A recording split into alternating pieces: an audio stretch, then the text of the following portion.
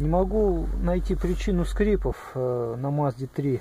Скрип, думал сначала, что это пресловутая верхняя полка. Все протянул на болтах, нашел в одном месте действительно, где отошедшая сварка. Вот. Но, как показала практика, скрип не ушел. Скрип, как мне подсказывают, раздается в районе левой арки. Ну или ниши, не знаю. Нашли вот здесь в одном месте отошедшую сварку, но она на самом деле никак не влияет на то, что скрипит, не скрипит. Сзади тоже вот все разобрал. Никаких не видно мест, где бы что-то отошло, отлетело. Так что возникает вопрос, что может скрипеть? Резинка, которая стоит на амортизаторе, или же что? Вот, прошу вашего совета. Подскажите, если кто сталкивался. Заранее спасибо.